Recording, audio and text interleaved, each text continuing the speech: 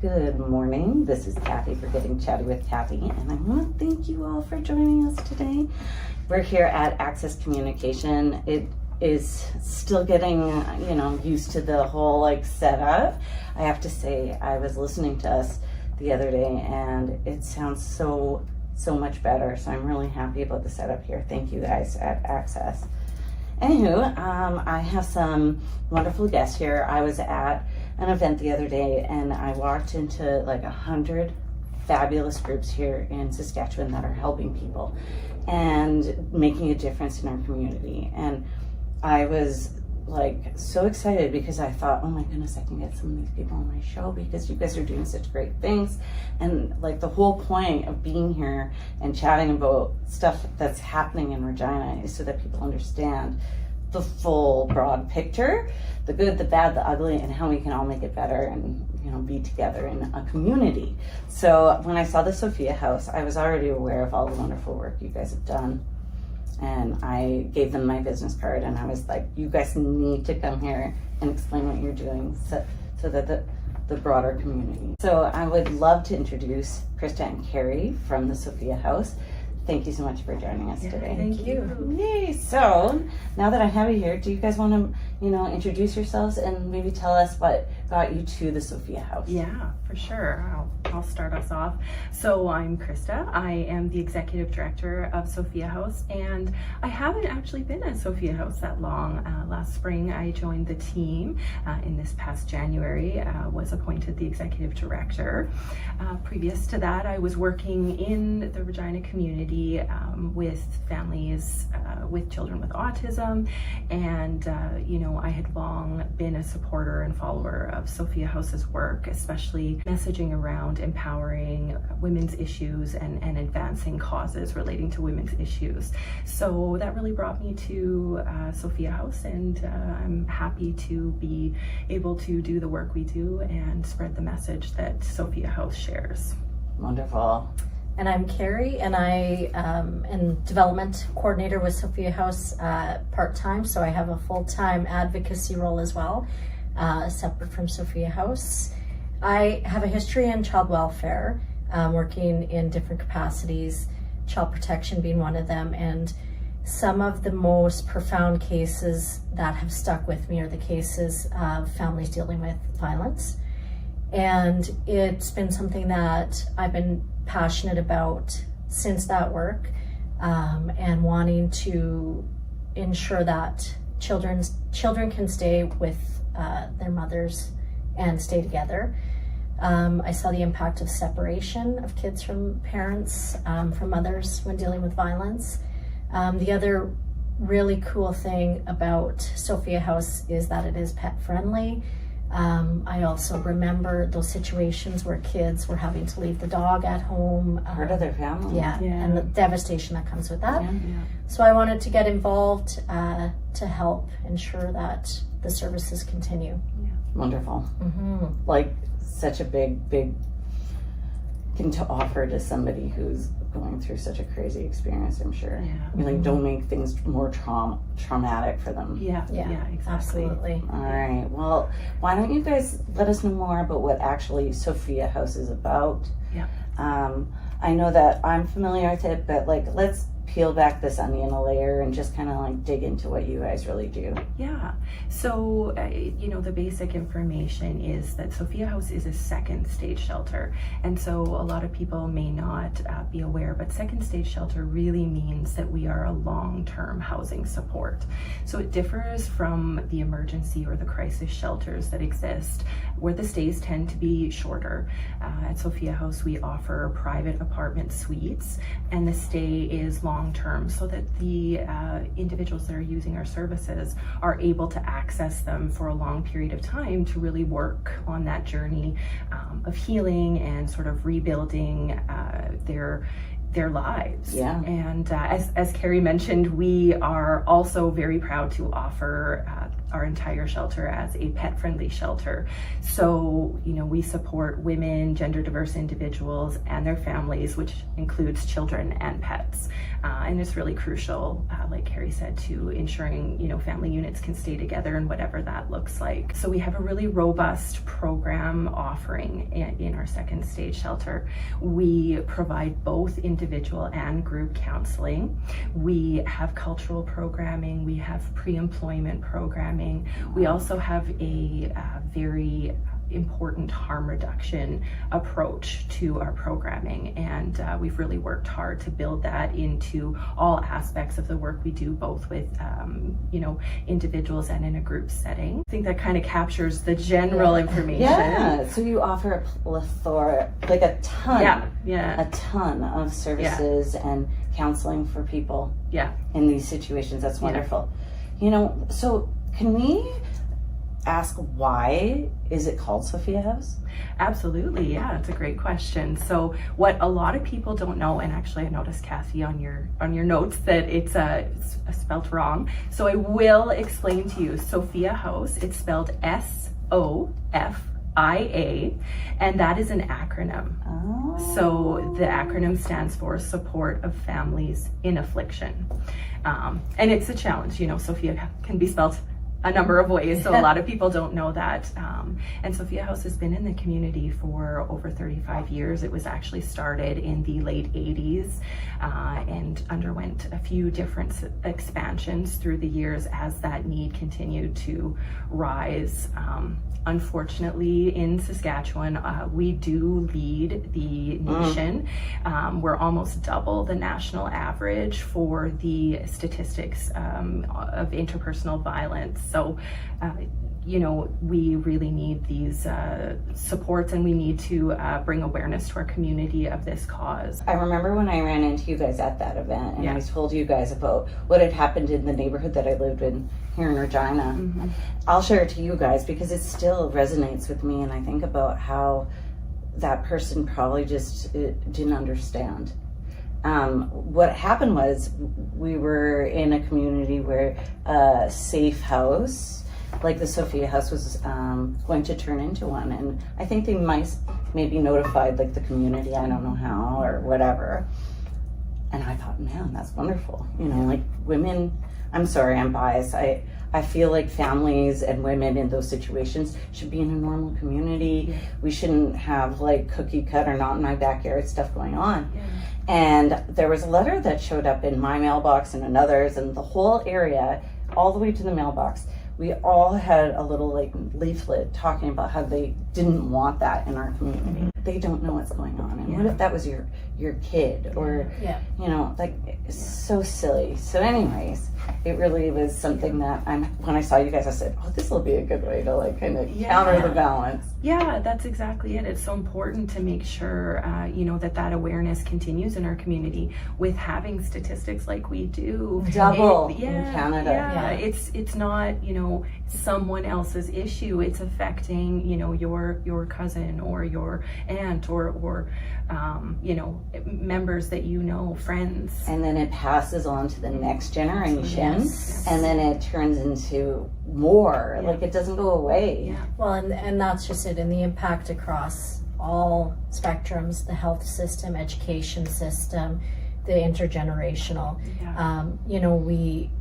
The research is very clear, and we know the increased risk to children that have been exposed to violence, and what that looks like for their future. And so combating and providing that safe space for children to stay with their mothers, we can do something about that for today, for that family, but also generations to come, and lessen the weight on all of our systems. I think it's something that people really need to think about when those conversations around sort of that not in my backyard. We're here, people that are marginalized, people that are... It's everywhere. And if we don't do something to support people in those situations, the impact is just going to be more than we can manage as a society, I suppose. Well, then what are we as a society when letting that happen and just ignore it? For sure. Yeah. And I think, you know, again, going back to my experience in child welfare and sort of, you know, growing up, I wasn't exposed to anything like this, fairly sheltered, small, rural community. And when you see, because you hear sort of the notion of why don't people just leave? Why are they in this? When you actually see the reality, when people have nowhere to go, the financial control, the fear, you know, and I don't know the stats off the top of my head, you might know, but you know, during the time of contemplation of leaving or leaving an abusive relationship, the risk is exponentially higher, right? So you're trying to make these decisions. How do I get my kids out? How do I get myself out safely with nowhere to go? How am I going to feed my kids? Where do I live that's safe? Without SOFIA House and these services, people are stuck. And I think the other thing, well, and SOFIA House just moved into a beautiful building with beautiful suites. The ability to have your own space and not a shared space is a huge thing for families. I mean, probably, and those emergency shelters that are there, they serve a purpose, shared space. But to think your own home, your own kitchen, your own laundry, it's huge for people. And you can think of more of a long term, not just what am I doing today? No, I'm good. This is my home. This is our home. So it really works to, you know, supporting women, but supporting children, as Kerri mentioned, break cycles of violence, because being able to have that long-term stay in a safe environment where it's individual and private is so key. And certainly in the short term, safety and security are often, you know, paramount. That's what's crucial. But the problem doesn't go away in a matter of weeks or months, and that long-term need to recover and rebuild is really what a second stage shelter like SOFIA House offers. Thank goodness we have something like that. Wow. When I think about what you guys are doing in our community, I really think that that's like a brave and a wonderful thing that we offer. How can we get into contact with you though? So say I'm in a neighbor or a sister or a cousin that's seeing something go on. Is it in my place to contact you guys, or like do I contact what should I do? Well, I mean, there's different scenarios and different situations, and of course, if you see something in community or in a personal, you know, relationship that you're aware of, I think understanding safety and security concerns is first and foremost. So we're not emergency personnel. You know, if it's an immediate concern, that's where I recommend calls be made. However, if it's a situation that you're aware of and you're, you know, a supportive friend or a supportive family member that's looking to, you know, offer to be that person that helps. Get some information. We always recommend giving a call to SOFIA House. We, you know, have a strong desire to educate and inform the public, and so if that's a phone call with one individual person sharing resources and strategies, we're happy to do that. We have our main call line, 306-565-6060, and you know, we take all manner of calls through there. Primarily that line is used for the purposes of intakes, so speaking directly with survivors and getting to know their situation and their needs.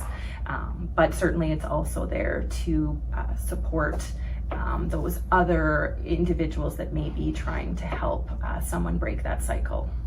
Sometimes, you know, if they're trying to get out of that situation, I think having a friend be a buffer might be a really good thing. And that's sometimes one of the quickest and simplest things you can do to be a support is just have some information or be there to help make the call.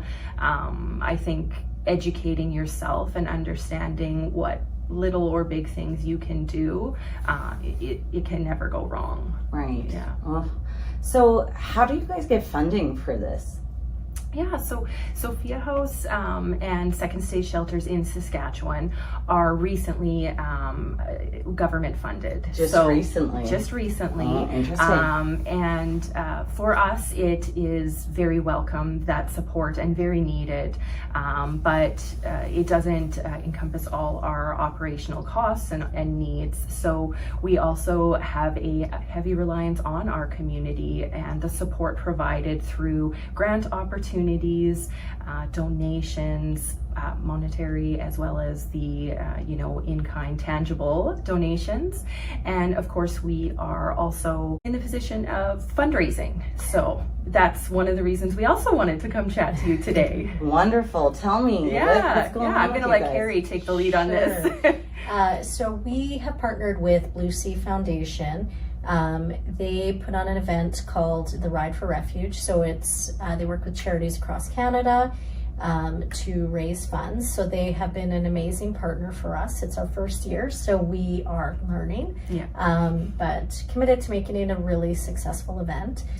The event is October 5th here in Regina, and it is a family-friendly 2 to 5K walk held in, I guess, North Regina, Rochdale Park. We are asking people, or looking for people to register as captains and bring on a team. A team can be 3 of your friends, 10 of your friends, 20 people. Workplaces can put in a team, and each individual brings in funds. It can be small amounts all the way up to, large amounts. We've already seen some of the people that have registered that, said to me, I don't think I can do this, raising significant amounts of money by sharing on social media, talking to their networks. I think, as we've talked about the rates, it's hard to have conversations with people where there isn't somebody has a story where somebody's been touched by interpersonal violence. So it really resonates with people. So the event, like I said, is October 5th. We really need people to sign up right away. Don't wait. We want to get those funds rolling in. We want to get the excitement. Beyond the funds, we want to see a lot of people come out that day to show solidarity and awareness around this issue.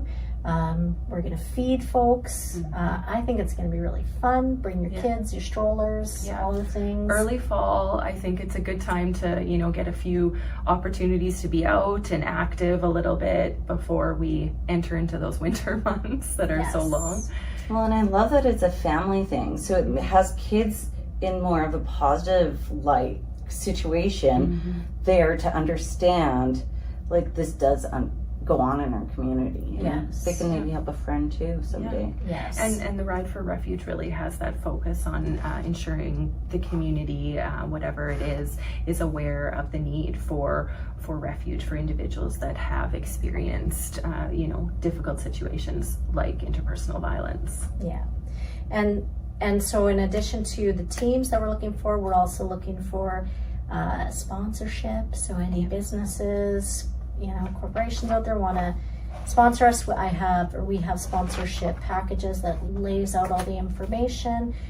We can get your business name out there as well through our networks and websites and all of those things. The beauty of partnering with Blue Sea is it's their website. The registration is so slick. We wouldn't have been able to create something that's good. There's tax receipts for any donation over $25. It's all automated. If the first, I can't remember the number, but if you raise $150, you get a t-shirt, and then you get the first, I think, 100 people to raise, a larger amount, get a hoodie. So there's lots of incentives, but we want folks registered right away. And like I said, Ride for Refuge. .org is the website. You can search us by SOFIA House, by Regina, the website. You will find us, and it will walk you through what to do. But certainly we are also on Facebook, Instagram, TikTok now. If you have questions, email or message through social media. We will get back to you in a very timely manner and get you all registered to participate. Where do you guys, like, I would wish that we won't need SOFIA House, no offense. Yes, Yes. no, that's the dream, right? But I'm just curious, where do you guys see yourself in like 5 years? Like, do you guys have plans going on for like deep into the future? Yeah. Well, like you said, it's unfortunate to be looking at the realities of something like an expansion. That's actually something SOFIA House just underwent recently. We partner with Avana to provide our housing. And so in addition to the 22nd stage suites that we have in our beautiful new building location, we also have partnered with the Avana Empowerment Fund to offer an additional 19 third stage suites. So the difference between the two programs is, you know, sort of different levels of support and need of the individuals. There's some additional costs attached to the third stage that don't exist with the second stage. Getting people ready to fly absolutely. the nest. Yeah, you can kind of look at it from that way. But I think ultimately SOFIA House is looking for that rally that the community of Regina often offers, and Saskatchewan as a whole. So we are looking for any corporate partners that are interested in supporting our cause and aligning with, you know, empowering women and supporting women's issues. Always, you know, leading the way in terms of advocacy for the need for improved funding in these areas. I think long term, we hope this fundraiser can become something that the community looks to as an opportunity to get out there and support this issue as well. Kerri mentioned it's our first time offering it, so we, you know, are hoping to see that grow and expand and become something that the community also supports and looks forward to each fall. Wonderful. I'd like to replace did you guys do a red shoe event, or is that a different group? Yeah, that's the YWCA. That's a great event as well that, you know, really spreads awareness of violence against women and the issues that come with that.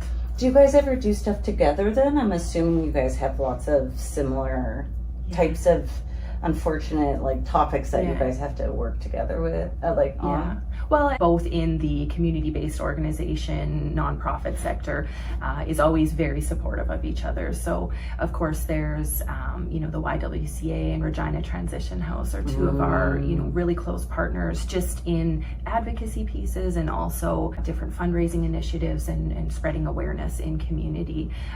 But I've had some great experiences even with organizations that are more focused on the broader issue of homelessness or, you know, food insecurity. So as a whole, we have a lot of really great networks to connect to in the community, and I think everybody, especially in the not-for-profit sector, really wants to support each other's initiatives and goals to helping marginalized groups. Well, and all of those issues are connected. So absolutely. Homelessness, you know, one of the leading causes of homelessness for women is domestic violence. So there is no one without the other. And so, like Christa said, we all try to work together, and all of those groups are doing amazing work. A lot of work too. A lot. I just pause and think about a lot of the work that we're dealing with. Yeah, it can feel daunting. Yeah. But then you have these opportunities, you know, and I go to the ride and these events, and you see the community and how people care and want to do. We need to keep having the conversation and letting people know, you know, sort of what we're doing, and then Education's key. Yeah. And so I'm happy that we're here today and we're talking about, you know, violence that does happen in our community, that people do need a safe place to go for more than just a night. Yeah. Yes. Yeah. So that they can figure out what the heck's gonna go on. I couldn't imagine having to also have to pay for everything or take care of everything. I'm lucky enough, I have a partner and he takes care of a lot of the stuff that I don't even know how, like I don't even know what he does. Yeah. Yeah. And then to have to do it all, it would be like, you know, you do need help and you need the support of the community to just be productive and be happy in life. Yeah. Well, and I think even having that long-term option, you know, when we think of families leaving the family home and the losses that are associated with kids. So they've lost, even if, say, dad was causing harm, they've still lost him in that. Yeah. They've lost their neighborhood, they've lost potentially their school. So if we can minimize loss in that they're not moving schools and neighborhoods every month or two, and have more of a long-term plan, the significant impact for those kids. And again, you look at generational, we're breaking generational stuff here. It's incredibly important. Gives people time. Time. And being able to remain on or in a safe location and access different supports and different programs like what we offer in our second stage shelter, I think is so crucial too. Being able to have transportation to get out in the community to various appointments. These are things that, like you said, you suddenly are in charge of all of that, and being able to be safe, be secure, and access some of those supports right where you are also living and trying to rebuild is so crucial. And those programs that wrap around support that we do provide at SOFIA House is so essential to that long-term recovery process. Well, I can't thank you enough. So the date's October 5th. Yes. We're looking for people to just join. 1, 2, you can be a captain with 20. We're looking for people to just get their feet on the pavement and support this cause, which is dear to our community. So if you guys want to sponsor or show up, I think that you guys just gave me the email. It's rideforrefuge.sofiahouse.org. rideforrefuge.org/SOFIA House. I tried. Yeah, and people, if you're unavailable on October 5th, you can go on and drop a donation. We're in competition. Give it to me so I get more than Christa would be. She's great. crushing me, so I need help. But some people can't be there then, and we understand that. So there are a plethora of ways to support, and like I said, the website is so easy. You will get your tax receipt, and we appreciate any help. Well, thank you again. That's the SOFIA. You got it. House here in Regina. All right, everybody, thank you so much for listening, and you guys take care out there. Bye now.